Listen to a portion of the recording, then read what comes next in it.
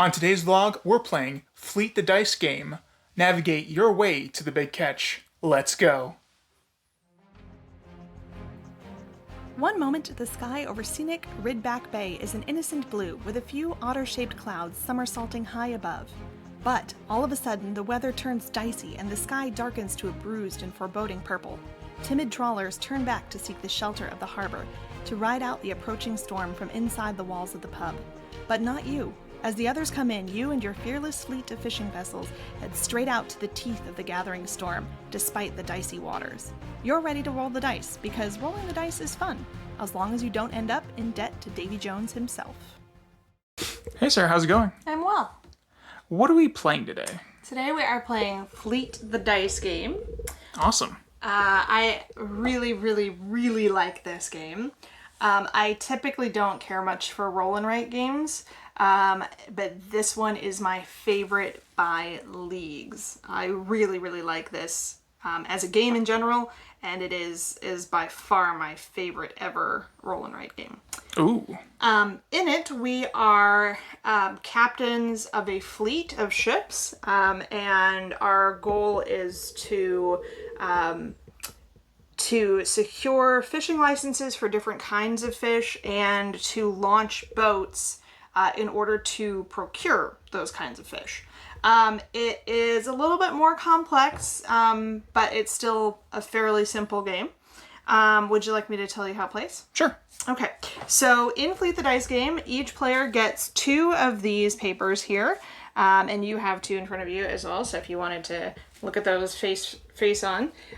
So one of these is going to be your boats. So this one here kind of has all the information about your fleet itself. So each of your boat sort of types are laid out here at the top. So there are 5 different kinds of sea creatures that we might try to go fishing for. And each one of them requires some things to be able to fish. So each of these boxes here has to be checked off in order for you to sort of move down the checklist of things. The first box is just open. You just have to be like, I want to hunt shrimp. So that's the first box here. The next one is a license. When you unlock a license, you get some kind of special ability. So the first time I check off a license box, I will also get access to the ability of the first license on that boat. The next one is a boat itself. So when you get a boat, you get to fill in this section here, and now you have access to an actual boat. And when we go fishing, you will just collect fish on every boat that you have access to. Awesome. And it just continues like that down the rest of this line. So as you fill in more and more boxes in this section here, you will unlock more and more licenses and boats, which will give you special abilities and let you collect more fish and that kind of thing. So that is true in every instance here, all the way across. So every sort of sea creature type works exactly the same way. You have to start at the top, and you just check off one block in every space here as you go down the list. The way that you check these blocks off is there are different kinds of dice in the game. This set of dice right here, these are for the boat phase of the game. So what's going to happen at the beginning of each phase of the game is we are going to roll these dice here. Let's pretend that this is something else just for the heck of it. All right, these are our choices. Now this is set up for a 2-player game. So what's going to happen is the first player, as indicated by this marker here, and this changes every round, the first player is going to select a die that they would like to use on their turn. So maybe I want to unlock that shrimp boat I was talking about. Then the other player will draft a die, and then the one that's left, both players get to use. So I would cross off this space on my player mat here, and then I would also get to use these 3 coins right here, and I would add them to my income section down here. Awesome. The other player would get a lobster and the 3 coins, and that would be the end of the boat phase. If during that phase you checked off a block that would have unlocked a new license or boat for you, you also color in the circle related to that item as well. And then it unlocks some kind of special ability for you if you got a license. The licenses give you abilities plus, which get better. I sort of upgrade your license. They get better as they go. And the next one replaces the previous one. So if I get this license here, I can do this thing. If I get this license here, it's this instead of this. And in addition to giving me special abilities, my second level license of any kind also gives me 2 coins every time that I use it. And it gives me victory points upon unlocking the 3rd level of the license. Victory points at the end of the game. So, in the boat phase, we draft die, we write things as necessary on this sheet of our section. Then, the next thing that happens is the income phase. So any number of coins that you had crossed off on your income track, you gain that number of coins, and you place those on your income track of this area here. As you're crossing off sections of this area here, if you cross over any star, you get to fill in the next space of any track on your sheets. So if I fill in a star over here and I want to do the next level of my shrimp, then I just cross off the next level over here. So the next thing that happens after income is only in the even numbered rounds we go fishing. So we look at all of the boats that we have launched, all of the boats that we've launched down here, and if we have unlocked this sort of access to these additional boats over here by way of securing a king crab fishing license, then we can fish with these boats as well. When we fish, all we need is to have a boat launched. So if this boat is launched, then it collects 1 fish. And all of the boats work that same way. At the end of the game, the fish are worth points. So you want to go fishing. We are a fishing fleet. So that's kind of what we're attempting to do here. So if we're in even numbered rounds, we go fishing. And then the final phase of the game is that we take these dice, which is 1 of the standard boat die and then 2 town die, and we roll them.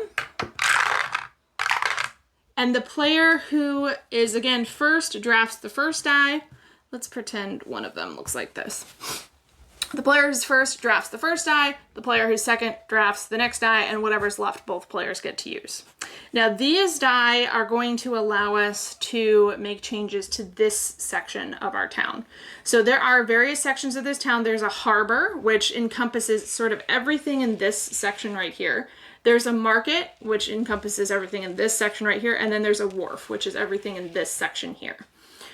So if I drafted a wharf die, for example, then I can cross off any one space in this section here. If it has a square, I do the square first, and then I can do the circle last. So if I draft this die here, I cross off this square, then I'm sort of opening myself up to completing this on a future turn by using another one of these wharf die and crossing off that circle there. So there are a bunch of different buildings. Sometimes they just give us victory points, sometimes they give us abilities. So if you draft a wharf die, you cross off something in that section. If you draft a harbor die, you cross off something in this section here, and this can get you that king crab fishing license, which can unlock some extra victory points and special abilities. It can allow you to go fishing just by yourself. You don't have to share these fishing rounds with other players if you join the Captain's Club. It can unlock some research vessels, which are worth victory points at the end of the game. It can also unlock some of those extra fishing boats I was talking about for fishing for the king crab once you have the license there. And then it also can unlock special boats, which can sort of hold extra fish. So that's everything in the harbor section here.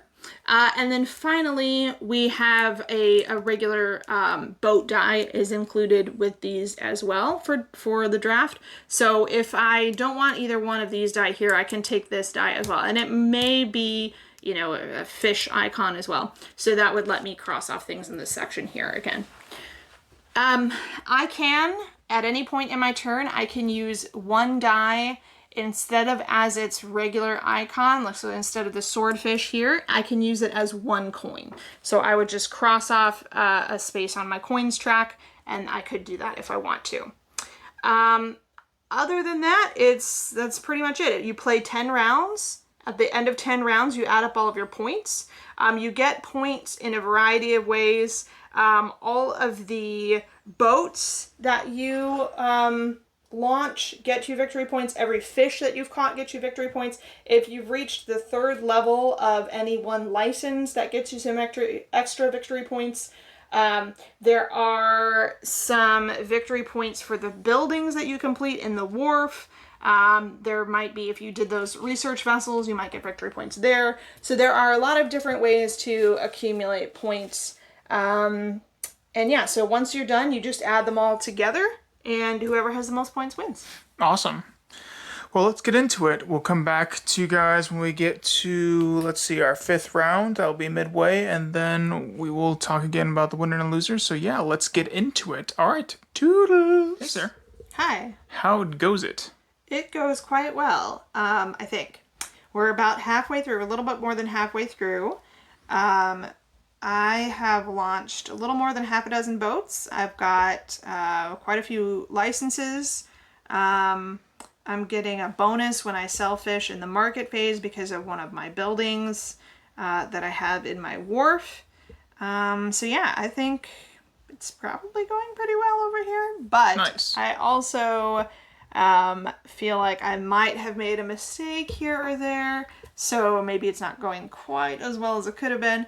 But we'll just see, I guess. I feel like mine's going all right. I like getting the licenses. There's a bonus over by the harbor where you can get after you get the license for the king crab license, you can get a victory point per license, and there's quite a bit of those throughout the game.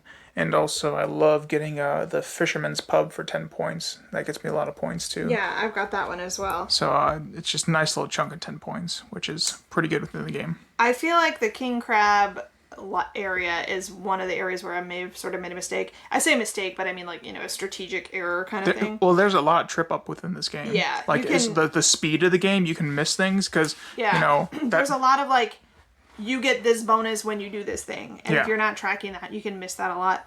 But I actually feel like I may have made some strategic error because I've used 2 of my abilities to mark off any square, to mark off 2 of my king crab squares, but they don't get you anything until you've marked off 5 of them.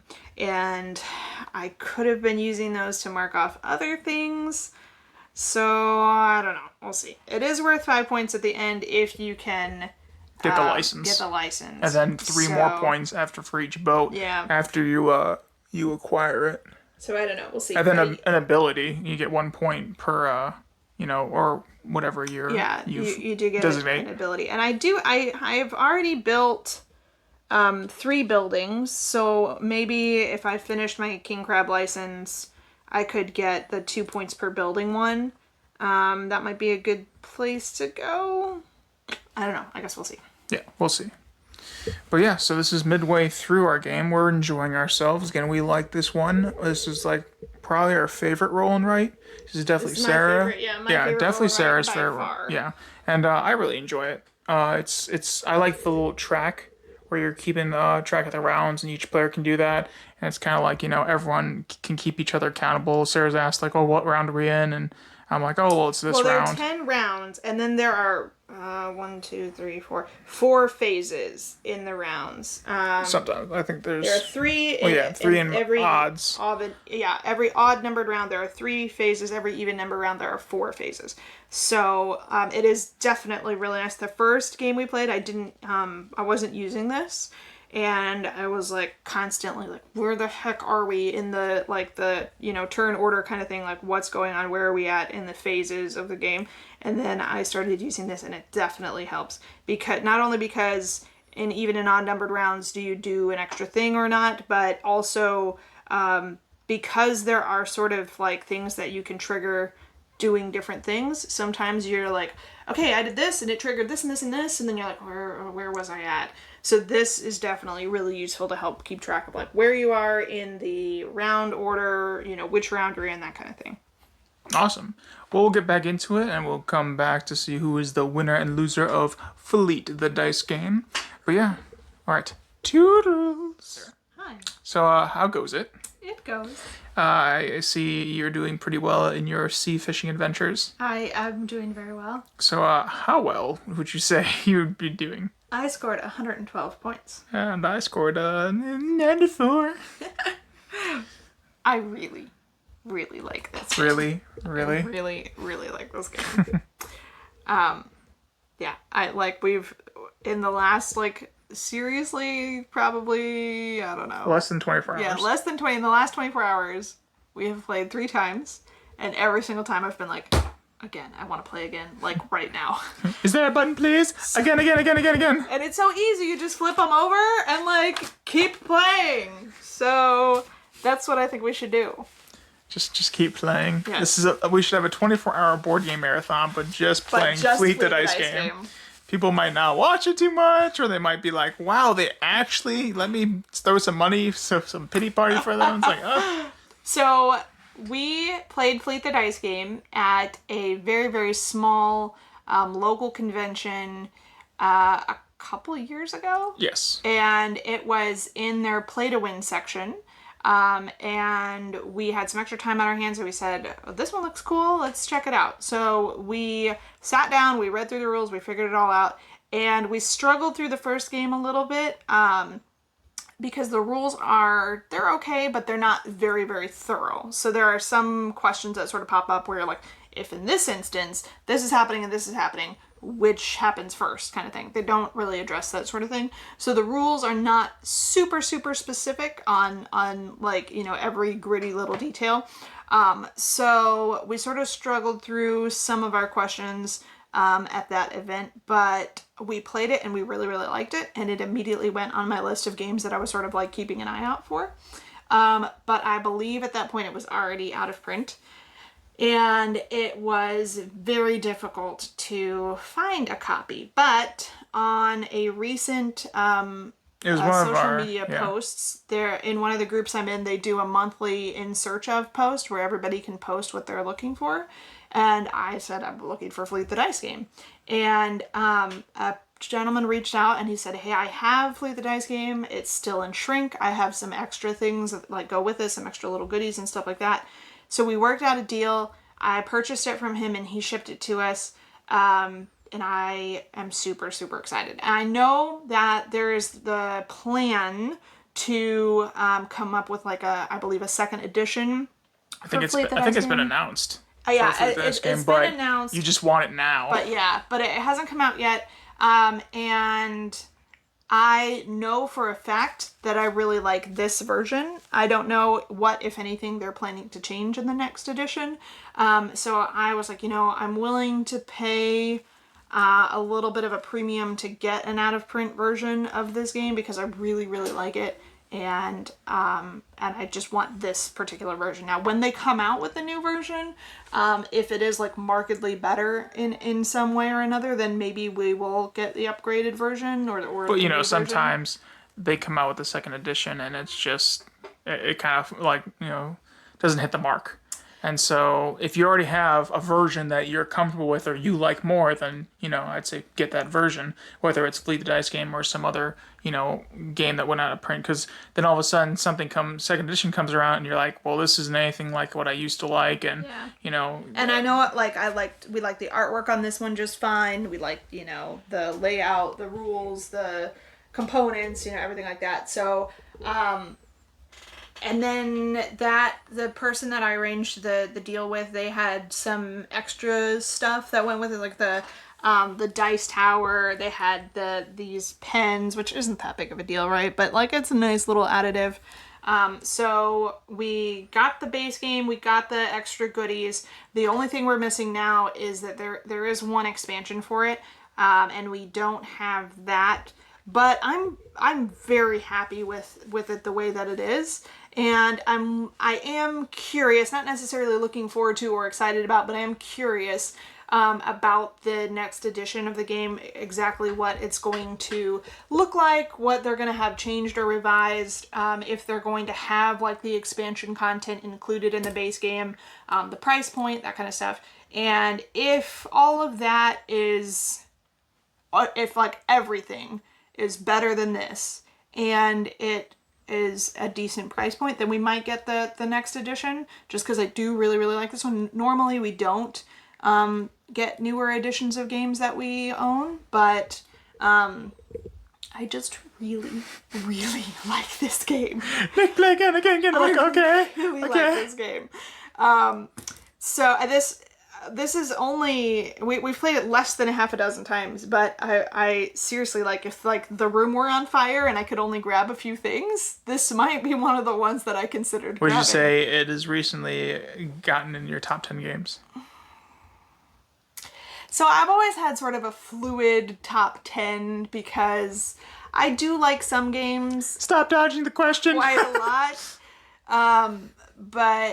But there are only like 3 or 4 games that I'm like, these will always be in my top 10. So my top 10 list is a little bit squishy as it is. So I mean, I would just be like, That's yeah, of course. understandable because, you know, games keep coming out, games keep changing, the Well, and industry my- shifts with time. Yeah, and I get more experience with something and I find out, oh, it's not quite as good as I thought it was, or I really, really, I really like this game a lot, even more than I thought I did to begin with, or that kind of thing. So I'm even constantly in flux, right? So for me, a top 10 list is a little bit ethereal, but if I really sat down and mapped out like my top half a dozen games or so, they would almost constantly be constant, right? Like I have like 6 or so games that like, these are solid games. I really, really, really like these games.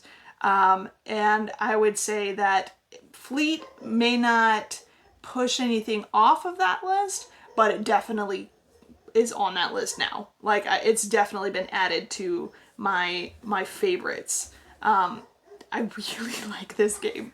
I like that it's fairly simple. I like that it's intelligently laid out. These sheets are intelligently laid out. I can play this game paying a little bit of attention and know that I'm playing as well as I can. I can explore different strategies. There's enough different stuff happening here to where I can explore different strategies and try new things. I don't know. I can't. You're just quite- in love. Yes, I can't quite capture exactly why I am so head over heels for this game, but I just really, really like this game. Awesome. All right, well, that was our vlog of Fleet the Dice Game. I hope you've all enjoyed it and seeing some of this little specialties from the person that sent it to us. We really appreciate even the little dice tower that we received from it. It's The extras were very the cool. dice tower. There's a nice little cloth bag. I'm not really sure what this is for. Storage, probably. Yeah, I guess you could store maybe like the dice in it or something. There's a nice cloth bag. The pens. Or maybe you could like floor actually ditch the pens. box and maybe everything fits in there. I don't know. Maybe. I don't think so because I don't think the pads fit in here. The sheets. Yeah, the sheets don't. Quite fit, okay. So I don't think you can put everything in here. Okay. And there's not there other than the pads for the sheets. There's really not much to this game. It's the dice. There are just a few components for the solo version, and then there are just a few cards, which we have not played with. Maybe that's what we'll do next. We'll try the cards, but that's all there is to the game. So really, I don't know exactly what the bag is for. It's a nice little cute thing to have extra or whatever, but you can't store the game in here. And it's not like there's so many components that it's nice to have for storage or anything. I think it's just a nice extra. So yeah, the gentleman that I got this from, like I said, he gave me the base game, which was new in Shrink, and then the goodies, which were the bag, the pens, the dice tower. I think that was it. So yeah. Awesome. Well, we hope you all enjoyed this vlog, and we hope to see you next time. All right. Toodles.